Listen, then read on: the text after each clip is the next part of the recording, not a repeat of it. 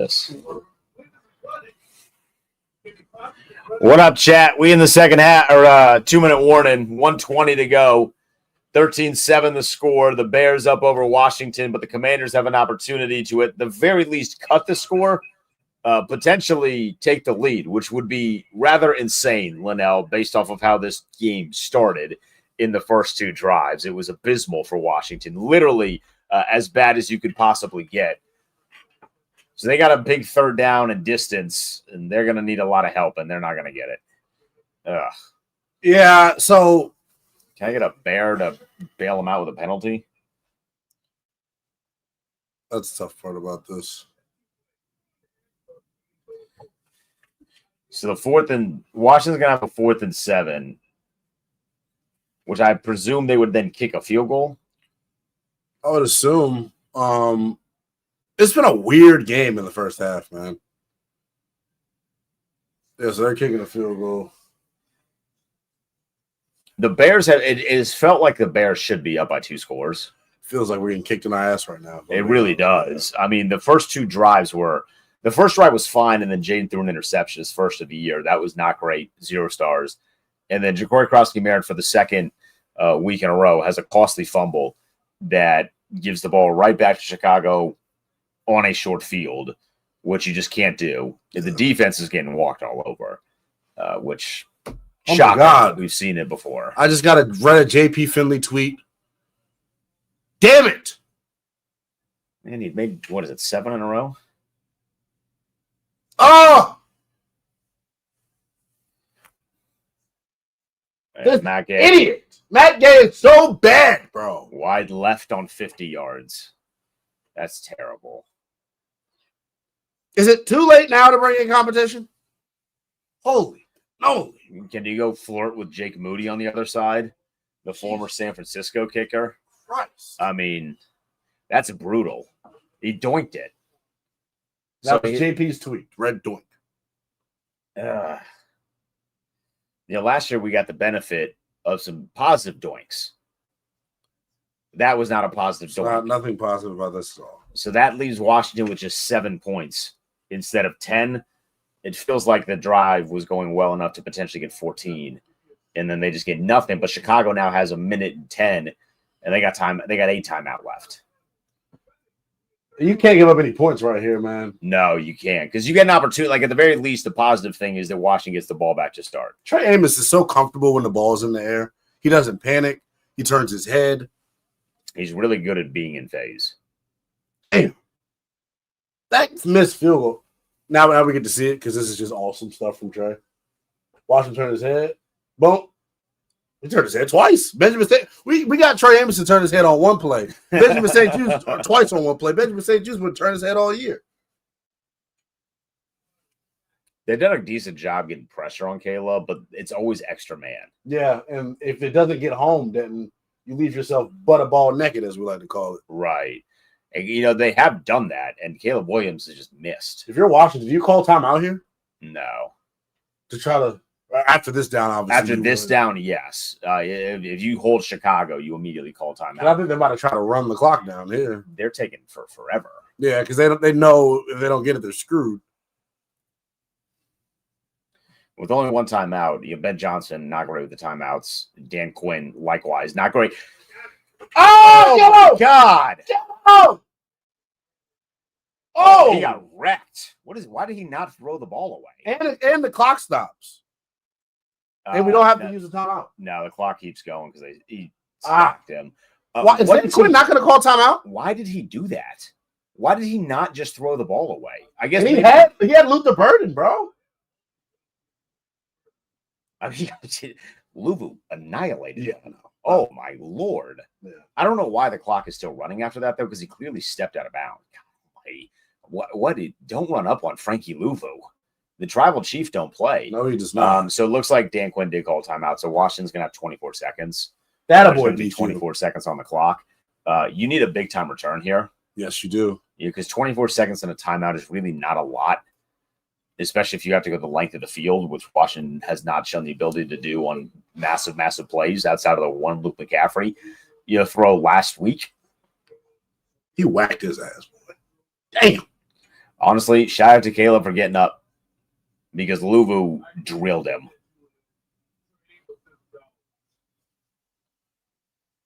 13-7 is the score. So they gave Washington another second, 25 seconds. Love that. Thank you, ref. Good officiating.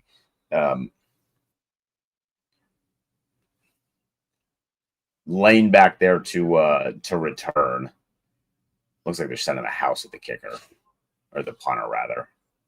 I get nervous about this. Are they bluffing it, or are they actually going? No, they're going. They didn't even get close. No, they didn't get close. And now Jalen Lane has nobody to block for him, and he coffin cornered it.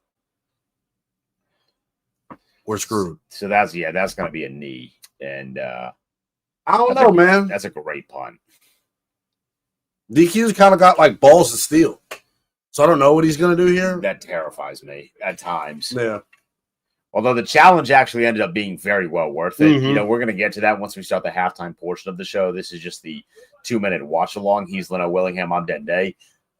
This game has not gone excellent for Washington, but the fact that it is only a one-score game with 19 seconds left is very positive. We got to show some love to Chris Moore. I mean, they took a knee. Yeah, when you cough and corner him, you take a knee. Yeah, I know. I'm rooting for exciting things to happen. That's all. But I'm geeked up. For us to turn the ball over twice and be in this position, I think it's tremendous. The defense has played the style of ball too, Denton, that I think they're going to have to play moving forward. Yeah. Bend but don't break. Give up all the yards you want to inside of the 20s, but when you come up with a sack or on that first drive, it was a Johnny Newton tackle for loss, you put them behind the sticks, now you force them to be perfect.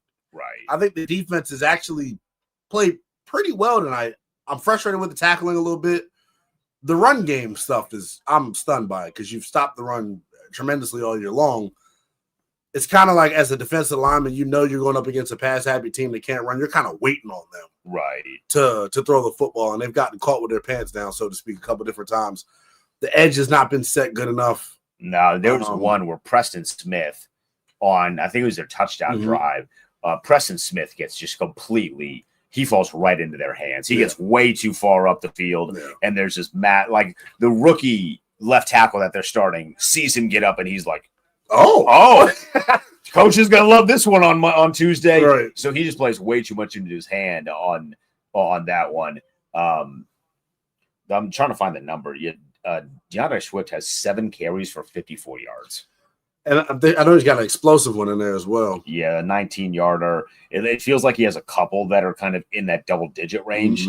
But outside of that, they've done a pretty decent job. It's the chunk runs that are killing them. Caleb Williams is 10 of 17 for 85 yards.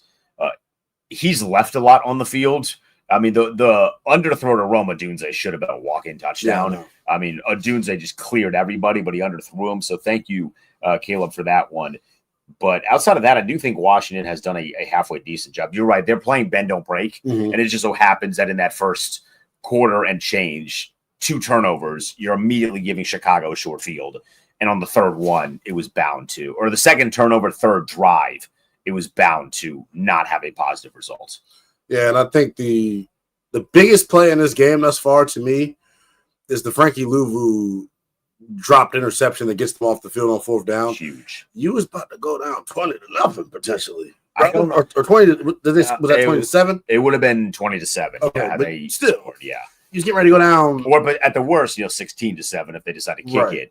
And you get away with still 13-7. That's a huge play. Yeah, nonetheless, massive play from Frankie Louvu, who has actually come up with a couple of big plays to start this game. And it's crazy because for the first 5 weeks, it feels like he's been the defender. People have been clamoring for it. Where's Oos? Where's Oos?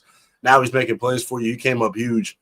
Our guy, is that T. Rome in the chat? Chris Moore, brother. Never doubted, actually. I'm a huge fan of Chris Moore from the jump. I have never said anything remotely negative about Chris Moore, not a single time, not once. Look, man, the catch that he made, I thought was more challenging than the one that he dropped last week, and it was a bit of redemption. He gets the knee down inbounds, he holds on to the football. It was a dime by Jaden Daniels, who, by the way, is 10 of 11 it doesn't really feel like he's 10 of 11. Yeah. So he hasn't thrown an incompletion, if you want to be tongue-in-cheek, because technically the incompletion was to the other team. No, they gave it. The incompletion is to Chris Moore on the left side. Oh, yeah, you're right. But to your point, I mean, yeah. Pretty much, like. But Moore's been really good, man. And is he the leading receiver right now? He is. We have two guys not named Deebo Samuel that have 3 catches, Chris Moore and Zach Ertz. Yeah. Moore has 3 catches for 46 yards on that touchdown. That one was 22 yards. Zach Ertz has 3 catches for 17 yards. Deebo has 2 for 2. The one was a lunge for the first down prior to the interception being thrown, which should have been a touchdown. Jaden immediately pats himself and says, "That's on me." Love that, by the way. I was terrified watching him try to make a tackle. I was like, "Please, dear God." Like, no. He helicoptered the dude. Yeah, he like WWE Shawn Michaels forearms. The guy. I mean, it was crazy. But so they're spreading the football around. Yeah. It did feel weird. So after the Deebo lunge and then throw that was intercepted, it felt like there was a couple of plays where he wasn't on the field. And I was getting a little nervous because I'm like, oh no. Is he hurt? Like, please. We can't, like, Tampa Bay survived having 18 wide receivers hurt. We're not them. I would prefer not to make my quarterback run through that gauntlet. Yeah. I will say, he being Jaden, he's still not seeing the RPO or the read option. It feels like the way that he should. Yeah. But I also think the teams are really clamping down on that. Yeah. They're like, because we were talking about this as we were watching the game. They're like, hey, you are not going to beat us with this. You can beat us in other ways. But we are not going to get beat because we dove on a running back and give you 14, 7, I also think he's looking a little slower getting around the edge. Right. I think the brace and the mobility is impacting him. But to your point, I think Bill has been the beneficiary of that. There are a couple of times where he's really riding the ball all the way to the mesh point, and he's leaving it in Bill's gut, and he's able to squirt through. Right. Like, this is what we didn't do last year with our running backs. This is why people were telling me all summer that B-Rob had no vision, and I just wouldn't listen. B-Rob has really been able to capitalize on that, and I think those two have built a good rapport. Right. Bill got to protect the damn rock, though, man. He has to hold the football. Second fumble in 2 weeks is unacceptable. Yeah. And I'm glad they don't immediately give up on him. I feel like that's important. You hear that, Ron? If you ever get a chance to coach again, which you probably won't, just don't bench the guy after one fumble. So they keep giving it to him, and I think after they gave it to him following the fumble, he had some of his better runs. So I thought that was important. Washington's down 6 at halftime, 13-7. A couple of turnovers. They have not forced a turnover. So really, they're in a good spot, Linnell, as we look at kind of what they need to do in the second half. Offensively, it feels like they've been able to move the football. It's just the fumbles and the interceptions are costly. And then on top of that, your kicker for the first time in 2 weeks missed a field goal. Yeah. Mackay doinked a 50-yarder wide left, and it should have been a 13-10 game. And instead, because he misses that, it's 13-7. And in a game that is as close fought as this one feels like it's going to be in the second half, that could end up being really, really crucial. It matters, man. I think offensively, why it doesn't feel like they're moving it well, they're only getting 3.3 yards a pop. And I will say this in credit to the Chicago Bears front. They're not allowing Washington to just push them off of the football. They're getting penetration. Right. They're playing upfield. What I have seen is a couple of different wrinkles that Cliff has thrown in. We've seen 3 under center runs to this point. I want to see the play action passing concepts off of that.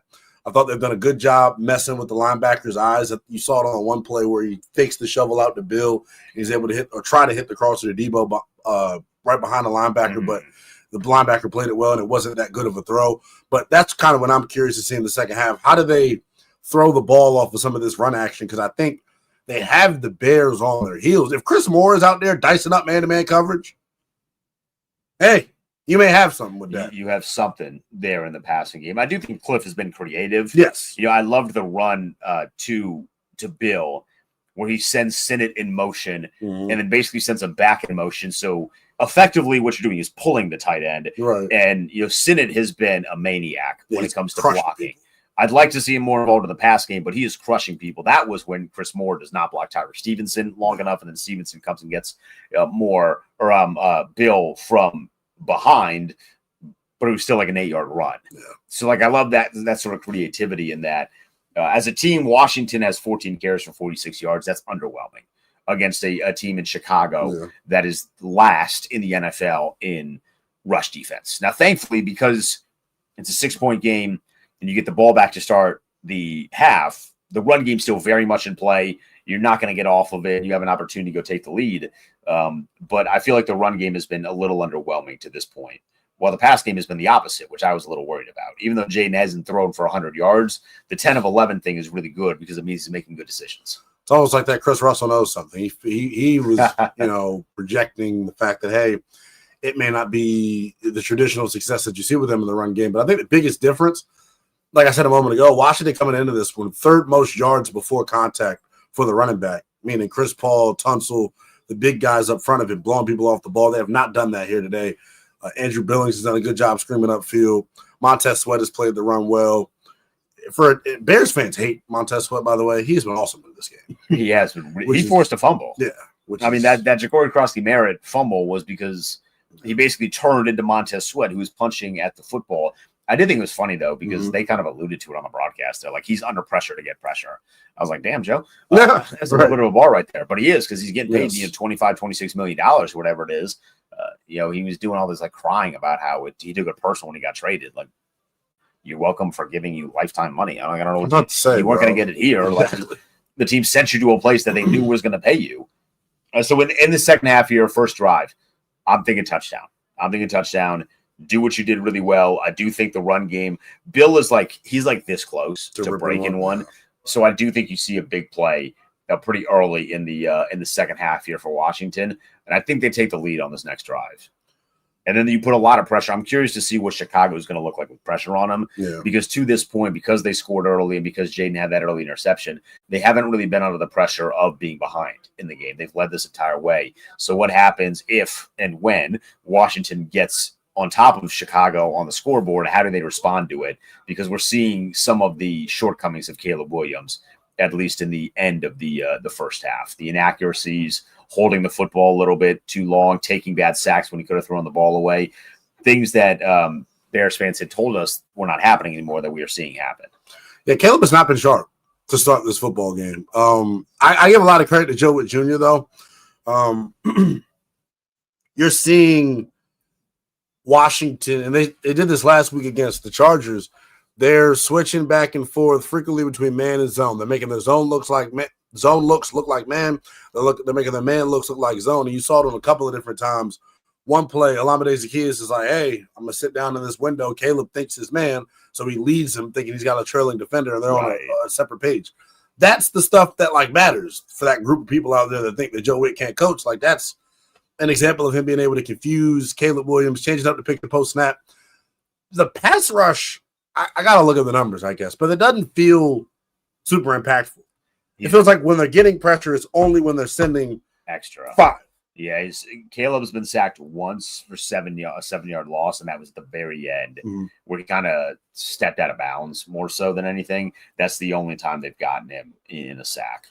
I just hope. But he's blitzing everybody. Sanderson's coming on the blitz. By the way, Darnell Savage had a drive where he had a couple of really good tackles. Yeah, bro. Really good tackles in space too, and he's flying. That dude is running with power. He is ready to take somebody's head off. Coming downhill, and he was with Coach Simmons, I believe, in Green Bay when he was initially drafted. So there's some familiarity there. He should know the system, should know the scheme. The thing that I'm